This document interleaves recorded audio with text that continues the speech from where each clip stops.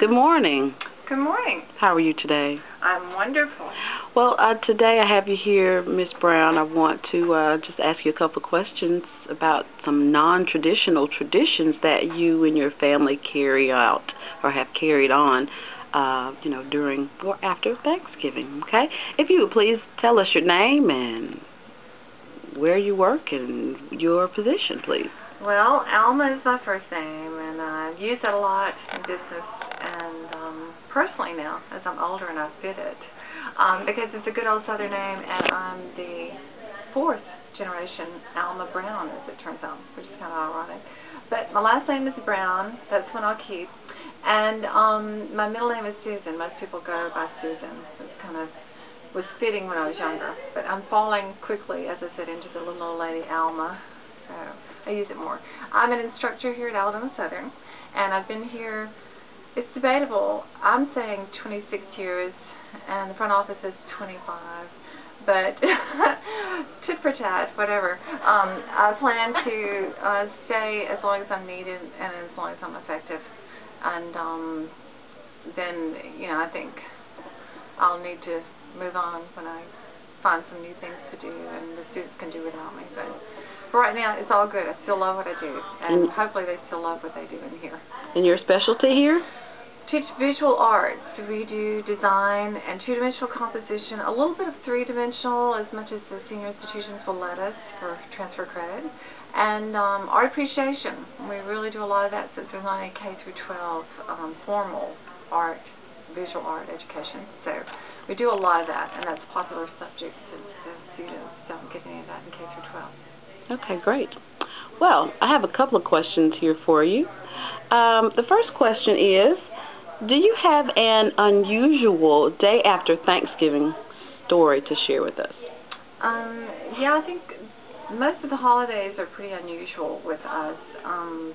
I've always kind of been more of an independent woman and believe in traditions of the land and instead of traditions made by man too much. And the older I get, I try to center myself closer to the land and to the things that are real. And so, in with that philosophy, and instilling that in my daughter since her birth, we have surrounded ourselves almost like with the tradition at Thanksgiving of a soup kitchen, but it's more for anyone that doesn't have anywhere to go. And so people that we know, maybe elderly that don't have any family left, or maybe they're just sad, or maybe their family can't get to them, then we pull them in and we have a meal for them on Thanksgiving.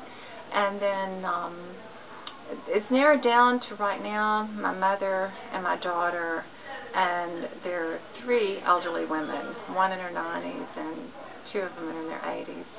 And we all join together, and the rest of them are kind of confined to nursing homes now, but we still take in anybody that needs a meal and needs some love. And we kind of cook some favorites of the family, like oyster souffle and just anything they want to eat that would be good and fill them full of warm memories. And once we do that, the next day we get up, and my daughter and my mother and I go to my cabin that I built.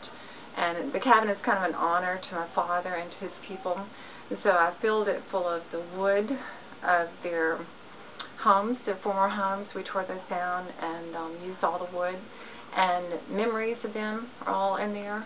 And so it's a real warm, glowy kind of Thanksgiving feeling. And my father's buried out there. So we spend that day with him. And we go through the woods, my daughter and I now, without Mom, because she's 81. And we walk his trails, which I keep clean, and we see the sights he saw, and we cut down one of his trees, which he wouldn't like, but a cedar tree for Christmas. And then we come back and we build our own stand. We like to do it all natural. And we use some square-headed nails that I saved back from the original house place. And then we decorate it with natural stuff that we make from the land, whether it's a bird nest, or we sheathe out some backs of some pine bark and then we paint on those, or it's just homemade stars, anything that we can think of. And then that evening we usually cook out. We have I do chili or something out there on a fire pit that I have. And the donkeys will bray, and we spend a little time sitting in the cemetery and talking to Poppy and just kind of getting recentered and remembering, our roots and what's important and what we give thanks for. And that's basically what we try to carry with us on through the holidays, because they can be very lonely for people, and I think if you memories can haunt people if they're not approached the right way. But if you remember the good stuff and keep it alive, then it's good.